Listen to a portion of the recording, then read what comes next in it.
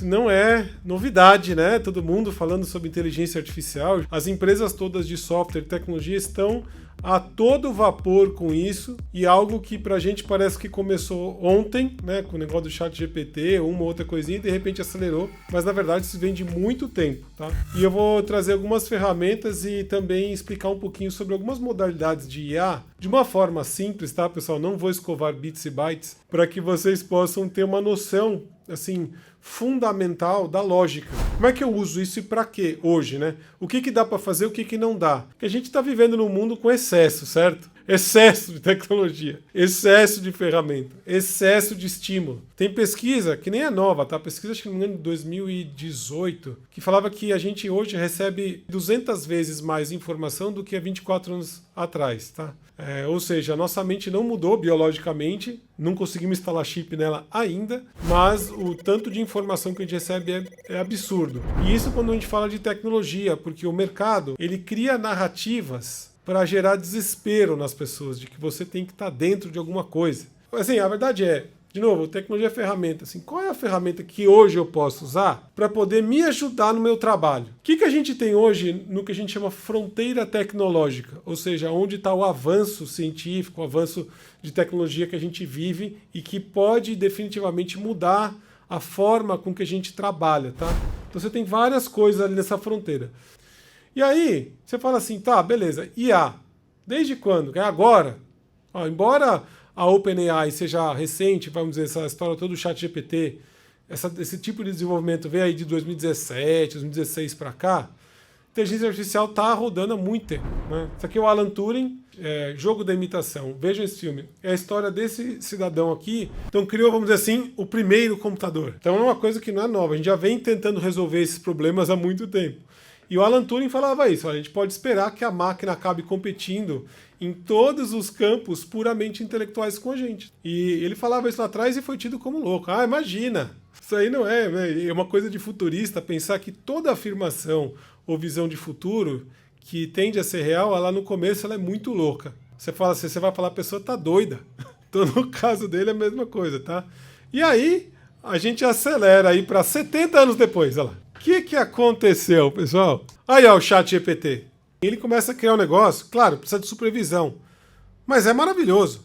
Antigamente, para você lembrar de tudo, tinha que passar por outra pessoa, ou você tinha que pegar um formato já descrito. Não, agora você tá lá, é fácil. Ele faz a tal da IA generativa, é uma série de coisas que acontecem ali por trás para ele fazer isso funcionar legal. O que esse slide está falando, gente? A gente ano passado estava falando de metaverso, todo mundo falando, metaverso, fica aquela loucura do metaverso, fica a mídia falando de metaverso. Agora, a IA é diferente. Isso aqui vem de um estudo grande de uma futurista chamada Amy Webb, e esse relatório dela fala o seguinte, olha, qual é o impacto da tendência na sua indústria? E aqui ela põe todas as indústrias importantes, farmacêutica, setores públicos, setor financeiro, educação, tarará, e as tecnologias disruptivas ali, ou aquelas fronteiras tecnológicas que eu falei. Olha só o que está acontecendo, né? O que é o verde? O verde aqui dessa escala é a relevância no curto prazo para a indústria. E aqui quando é roxinho, a relevância no longo prazo. Dá uma olhada na inteligência artificial aqui, ela é verde para todo mundo. Importante a gente olhar para isso e começar a pesquisar. Começar a olhar para a inteligência artificial como uma ferramenta real para que a gente possa usar no trabalho. Quem não entender tanto, ou pelo menos não tiver um pouco de uso disso aqui, vai acabar ficando para trás. Fato. O que a Amy Webb fala? Olha que interessante. Então ela fala o seguinte, ó, a inteligência artificial deve ser integrada em cada plano estratégico, porque ela permeia diversas dimensões. E aqui vem importante, né? Desde a automação até a transformação digital, que é utilizar a tecnologia para que a gente possa avançar nos negócios e também avançar a sociedade. Passando aí pelos processos empresariais cotidianos e inteligência do negócio, que é o que vai fazer a transformação digital. E aí ele está falando aqui que a gente precisa realmente compreender o que é IA, o que ela não é e qual o valor estratégico que ela vai acrescentar pra gente. Aí fala assim, e o desespero? Gente, o desespero. Plataformas, o mundo da IA em 2023. Meu Deus do céu, o que tem de plataforma? O que eu uso? Qual é a ferramenta? Assim, todo dia eu vejo surgindo coisa nova, gente. Todo dia. Né? Por uma série de questões. Mas assim, olha a quantidade de coisa que tem hoje. Como é que a gente acompanha, né? Aí eu falo, a melhor forma é não ficar olhando para a plataforma.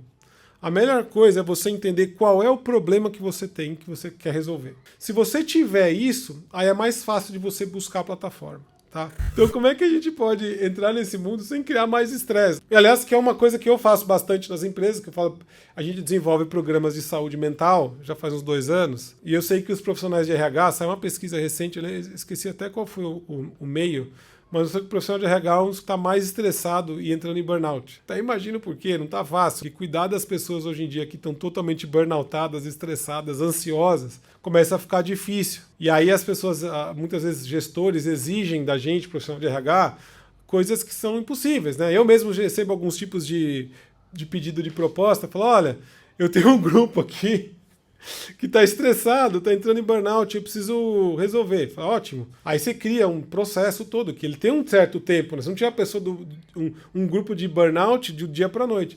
Aí eu falo, legal, gostei muito da proposta, mas o que você pode fazer em 2 horas? Não dá, né, pessoal? Eu não sou mágico. A mente, o aprendizado, a mudança de comportamento, ela é demorada. Ela precisa de repetição, ela não é do dia para a noite. Então, assim, a gente está vivendo um estresse. E aí? Como é que a gente entra nesse mundo da IA, da tecnologia, da transformação digital, sem piorar esse troço? Vamos lá, desafios atuais que a gente tem hoje. Gente, olha aqui, ó. Desafio atual, profissional de RH, para a maioria das pessoas aqui, é adaptação à tecnologia, gestão do trabalho remoto híbrido, pelo amor de Deus, isso aqui é o desespero das empresas hoje. Principalmente no RH, porque daí vai também pegar o quê? Adaptação à mudança legislativa. A nossa legislação é atrasada. Gestão do trabalho remoto híbrido é uma coisa. Então, diversidade e inclusão. O que acontece? O trabalho remoto híbrido, você precisa incluir as pessoas que estão no remoto.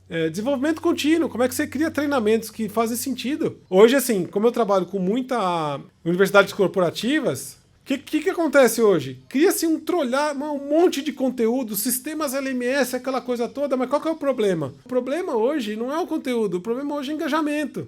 Certo? Como é que a ferramenta de IA pode ajudar no engajamento? Aí eles vão falar, gamificação e tal. Não é isso. Tem tudo isso aqui, certo? E a gente tem que lidar com essas histórias todas no nosso dia a dia.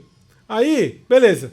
Pesquisa lá de fora, tá? Tá aqui a fonte, que é um relatório de uma ferramenta chamada Eightfold AI, o futuro do trabalho. Então tá aqui, depois vocês podem procurar na internet. Mas, resumidamente, como as equipes de RH estão adotando a IA hoje no mundo lá fora? Tá aí falando com gestores. Muito para automação. Então, gerenciamento de registro de funcionário, maioria. Processamento de folha de pagamento, administração e benefícios. Recrutamento e contratação, que são os casos que eu vou trazer para vocês hoje aqui. Gestão de desempenho, também é importante, porque tem uma larga quantidade de dados que são trabalhadas aí por modelos de inteligência artificial. E integração de novos funcionários, utilizando o ferramental que eu mostrei para vocês aqui. Até aquela coisa do onboarding, certo? Com alguém falando um monte de coisa, você não tem tempo de gravar, de fazer a coisa, você tem várias coisas que a IA pode fazer. Aí o meu amigo Ney Grando, até fazer um agradecimento a ele, porque eu e ele participamos de um podcast semanal toda sexta-feira, chamado Trends News, tá? Que vai no YouTube. Ele ia no Clubhouse até pouco tempo atrás, a gente abortou o Clubhouse. E cada um fala de um tema, eu falo geralmente de saúde mental e o Ney é o professor de inteligência artificial, ele é muito bom, ele estuda isso há muito tempo, tá? Busquem até o blog dele, tem muita coisa de IA legal. E eu até pedi para ele escrever um artigo sobre o uso da inteligência artificial para o RH. Ele escreveu esses dados do outro slide, veio desse artigo dele, eu pedi para ele, então ele é muito gente boa. Então procurem lá o blog do Ney, ele é professor da SPM, se não me engano. E estudioso disso. Então, olha o que ele falou aqui interessante, né? 60% das empresas vão implantar a ferramenta de AI, de inteligência artificial. E ali até 2024, 80% das 2 mil organizações globais usarão gerentes ou pessoas habilitadas para inteligência artificial e machine learning, aprendizado de máquina, que eu vou explicar o que é, para contratar, demitir e treinar funcionários. Isso aqui é um gráfico também que veio, que ele me mandou. Então você está falando aí de aprendizado, curar treinamentos, saber desenvolver habilidades, engajar as pessoas, pesquisas de engajamento. Ela começa a entender um pouco mais do contexto da pessoa, começa a ter uma conversa humana. Recrutamento e onboarding, que é o que eu vou mostrar para vocês já já. Então, tudo isso serve para o RH. Eu vou trazer 4 conceitos de inteligência artificial e para o RH, o que é importante. Então, assim, a primeira coisa delas é a aprendizado de máquina, ou o tal do machine learning. Aí é que ele está falando, por exemplo, é como ter um assistente que pode aprender com dados e tomar decisões por conta própria. Ou seja, você dá uma tabela de dados para ele, imaginando que essa tabela de dados está validada. O problema da inteligência artificial é que pega dado ruim, sai resposta ruim. A mesma coisa as pessoas. Você pode pegar o PhD, sei lá, alguma coisa, se o cara só leu e só viveu uma determinada perspectiva, o que vai cuspir, vamos dizer assim, de informação, inteligência ou aula, vai ser coisa baseada naquelas informações. A gente também não vem, né? Ela funciona meio como a gente funciona. Se você só lê fake news e só vê fake news, você vai falar o quê? Você vai acreditar na fake news e vai falar fake news, certo? E é a mesma coisa. Então é o dado. Ela automatiza a construção de modelos analíticos, vai encontrar insight oculto em grandes volumes de dados. Gente, isso aqui usa para quê? Ler exame. Exames de câncer ou coisas do gênero, ele vai pegar, sei lá, milhares de exames, vai analisar, vai ver as respostas dos médicos, o que era, e ele vai começar a tomar conclusão muito melhor que médico. Já está acontecendo hoje em dia, tá? Então isso aqui. Aí para RH, então ele consegue identificar padrão de contratação bem-sucedida, prever rotatividade de funcionários, certo? Ou recomenda treinamento com base na necessidade individual de cada um. Tudo isso sem que você precise dizer explicitamente o que você procura, simplesmente alimentando com dados e fazendo lá aprender, tá? Então esse é o Machine Learning. Aprendizado profundo, tem uma parte desse Machine Learning, que é o Deep Learning. Evolução de rede neural. O que é rede neural? Eles pesquisaram como a gente aprende e funciona. Rede neural vem da nossa neurologia. E aí eles criaram formas de fazer isso funcionar. Claro que a máquina faz diferente, né? Mas ela utiliza redes maiores e precisa de um poder computacional grande. Então essas coisas começaram a ter mais sucesso, por quê? Porque o poder computacional cresceu, pessoal. Os computadores estão cada vez melhores, certo? A gente está falando hoje de transistor de 3 nanômetros. O próximo computador da Apple aí é o primeiro que vai ter um chip com... O que significa isso? Significa maior capacidade de processamento, menor gasto de energia, tá? Então essa técnica é usada para o quê? Encontrar padrão complexo em dado, ou seja, reconhecimento de imagem ou voz. Então para o RH, ele pode ser aplicado, e já existe hoje, tá? Tem empresas que já fazem isso. Analisar entrevista em vídeo, vai detectar sinal de candidato adequado com base de linguagem corporal, microexpressão facial e entonação de voz. Claro, ele vai ter que aprender isso de alguma coisa. O que é uma entonação de voz de alguém confiante? Várias pessoas. Daí ele vai fazer um cálculo, você não sabe qual é, e uma pessoa vai falar, ele vai dar um nível, sei lá, 85% de confiança de que essa pessoa tem realmente essa característica. Computação cognitiva é outra coisa. Então ele vai buscar criar interação com máquina que se assemelhe à comunicação humana. Então ele pode ser aplicado para criar chatbot de recrutamento, a pessoa vai responder a pergunta do candidato em linguagem natural, o candidato vai perguntar, mas quais são os benefícios da empresa para a minha posição? Ele vai falar, ou perguntas complexas, o que acontece se, sei lá, eu tiver que sair licença, qual é a política? Ele vai pegar e vai falar política, blá, blá, blá, né? De uma forma amigável e eficiente, falando com aquela pessoa. Às vezes é um millennial ou uma geração Z, você tem uma linguagem, ou uma pessoa mais formal, você vai usar outra linguagem, então ele vai saber adaptar, tá? E o processamento de linguagem natural, que envolve a análise e compreensão da linguagem humana, tá? Como é que funciona esse troço todo, tá? Eu vou mostrar para vocês mais ou menos aqui por uma animação. Então isso aqui é o Albert, né? Ele é uma inteligência artificial, ele foi criado para ir de um lugar para o outro. Ele falou assim, olha, eu preciso que você controle os seus membros e consiga, por meio desse controle, chegar até o quadrado verde. E aí ele vai fazendo várias tentativas e erros. E ele só é recompensado quando ele chegar no quadrado verde. Olha. Então ele está tentando aprender a usar os membros para caminhar. Já estão 163 tentativas, até a hora que ele faz isso, ó. Ele chega lá no final, mas a gente queria que ele andasse, mas ele conseguiu. Essa é a primeira geração. Aí você vai dar mais dificuldade para ele. Fala assim, ó, querido, o negócio é o seguinte, você vai ser punido toda vez que você cair no chão. Então não vale. E aí, olha lá, tá vendo? Então ele começa a fazer tentativa e erro, até a hora que ele começa a dar os primeiros passos, tá? E começar a usar um pouquinho melhor as pernas. E aí muita tentativa e erro para saber o que faz, o que não faz. E com isso ele vai mudando o próprio algoritmo dele para saber o que não deve fazer. Olha o que ele já está fazendo, tá vendo? Ele deu o primeiro passo. Caramba! Não foi bom o primeiro passo, mas é o começo. Pessoal, isso aqui é como a gente aprende, né? Como é que foi que a gente aprendeu quando era criança? Anda, cai, aí vai mexendo os ossos, vai vendo o que vai dar. Tem uma série de informações que o seu cérebro está processando, e aí o cérebro já estuda mais um pouquinho, que a gente nem sabe. O nosso consciente, o nível de processamento é 10 mil para 1. 10 mil processa no inconsciente e 1 no consciente. Então, assim, não dá para você saber. Olha lá, aí, ó, o que ele está fazendo. Enfim, isso aqui vai. O vídeo, ó, 2.000 tentativas, até a hora que ele vai chegar. Olha lá, ele tinha que andar, não ficar pulando, mas ele conseguiu fazer alguma coisa diferente, ó. Ele criou um algoritmo que faz isso, sozinho. Ele tá quase lá. Daí a hora que ele chegar no quadrado verde, ele vai o quê? Bom, beleza, conseguiu isso, agora vai para a terceira geração. Pronto. Olha lá. Só que tem muita coisa para fazer. Daí você cria uma dificuldade a mais. Fala, agora, querido, você tem que fazer outro tipo de tentativa. E aí ele vai fazendo isso até a hora que ele consegue andar, e aí você tem um algoritmo dele andando. Beleza? O que acontece? O ChatGPT é a mesma coisa. Sabe o que eles fizeram? Eles carregaram aquela inteligência artificial com milhões de textos, e ele começou a perceber qual era a probabilidade de uma palavra, uma letra vir depois da outra. E aí ele criou o algoritmo. Então teve o GPT-1, GPT-2, GPT-3, o 3 ficou já muito bom. Hoje nós estamos no 4.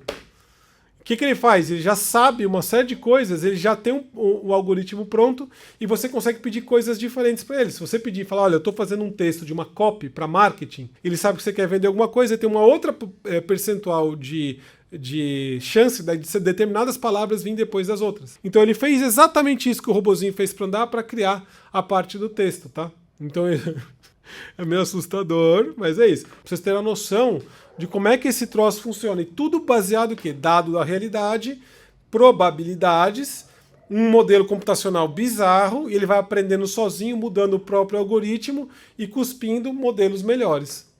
Certo? É isso. Basicamente, vamos dizer que é assim que funciona. É uma matemática louca, tá? Primeira coisa é, o que eu posso hoje que eu gostaria de automatizar? Trabalhos chatos. Gente, eu tenho que fazer seleção de 1000 currículos. Eu tenho que analisar, sei lá, a legislação e entender tal coisa e montar um texto aqui, um manual do onboard. Eu tenho que criar, sei lá, um curso interno para explicar para as pessoas como é que faz tal coisa. Sabe, você vai botar aqui qual é o trabalho que você gostaria que a tecnologia te ajudasse, tá? O que são atividades humanas que não vai dar para passar para a máquina? Talvez você não saiba, deve ter que pesquisar. Será que a IA faz isso? Então, assim, aí você pode buscar, eu faço isso, eu busco no Google, assim, ferramentas de inteligência artificial para, sei lá, treinamento e desenvolvimento. Vem um monte. Você pode mandar as pessoas, vamos pesquisar outras implicações e a gestão da mudança. Como é que eu tiro o medo das pessoas para usar isso? Porque o problema que a gente enfrenta hoje, e eu falo isso muito em empresa, tá? Você tem a agenda técnica e a agenda emocional. A agenda técnica é aquilo que a gente precisa fazer, o resultado precisa gerar, as reuniões precisam acontecer e tal. A agenda emocional é o que está por trás. É o medo que as pessoas têm de perder o emprego, é de olhar para aquela coisa nova e falar, puta, eu não quero aprender isso, eu estou com medo de usar, eu quero usar a ferramenta antiga que eu estou acostumado, porque a nossa mente ela vai tentar salvar energia, e ela faz isso de forma inconsciente. O consciente é só para achar argumentos para validar o medo. Você não sabe. Então você tem que lidar com gestão. Isso aqui, para mim, é um quadrado importantíssimo, tá? Em transformação digital, é o que eu falo em empresa. Eu falo, gente, se botar para lutar agenda emocional, agenda técnica, se botar 10 lutas, a agenda emocional ganha 10 vezes. Ou ganha 11, eu falo, né? Então a gente tem que pensar no lado humano. E eu falo isso para as pessoas no dia a dia, inclusive faço trabalho disso, porque ferramenta de IA vai vir, cara. Não tem jeito. Como é que a gente usa ela melhor, tá? Como é que eu tiro o medo? Como é que eu aprendo a usar? Como é que eu faço? Existe até uma matéria, vocês têm vários cursos de prompt engineering, ou engenharia de prompt para usar o ChatGPT que vocês estão me pedindo aqui. Entendeu? Tem muito, e é bem legal de fazer, que você vai começar a entender lógica.